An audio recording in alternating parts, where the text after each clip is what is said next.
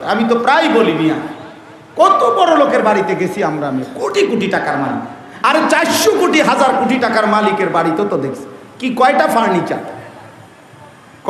Furniture, এক set sofa, একটা dining table, 6টা চেয়ার, 3টা 4টা বক্স খাট, 2টা ফ্রিজ, 2টা এসি, আর কিছু কাঁচের প্লেট, লবণের বাটি, আর সবটি বাথরুমের মধ্যে আপনার একটা বালতি বদনা, গোসলের মগ, ব্রাশ, টুথপেস্ট, আর সার প্রতিদিনকার কয় টাকার বাজার।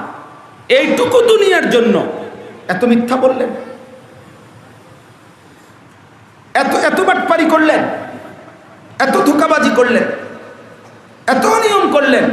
এটুকু দুনিয়া, আখিরাত, এটুকু দুনিয়ার ব্যবস্থা করতে গিয়ে 5 ওয়াক্ত নামাজের 1 ওয়াক্ত নামাজ পড়ার সুযোগ পাইলেন না।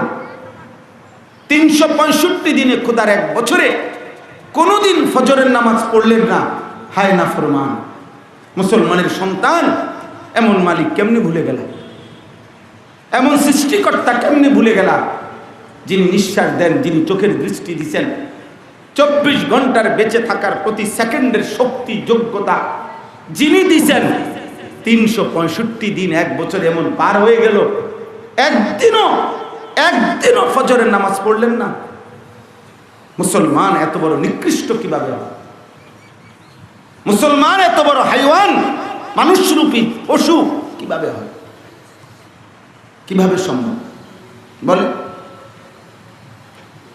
অতএব আমি শুরুতে আমার এই কথাটা শক্ত করে বললাম, প্রত্যেকটা ছেলের কাছে, বাবার কাছে এই কথার শুরু এটা। আখিরাত, আমাদের পরকাল, আমাদের মৃত্যু পরবর্তী জিন্দেগি আপনাকে ভাবতেই হবে। আপনি চালাকি করেন, আল্লাহর রহমতে হুজুর ভাত খাই, ঘুম যাই, পেশাব পায়খানা করি, ছেলে ফেলে বিদেশ আছে, কামাই রোজগারি চলতেছে, খাইয়া পয়রা ভালো আছি।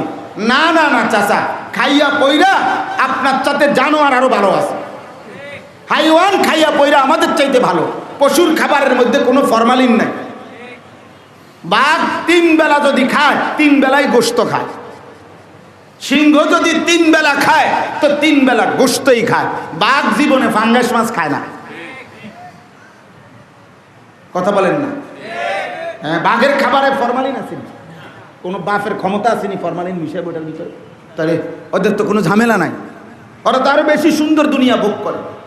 প্রাণীবিদ্যা গবেষকদের কথা হলো, একটা হাতি একদিনে 250 কেজি খাবার খায়। 250 কেজি।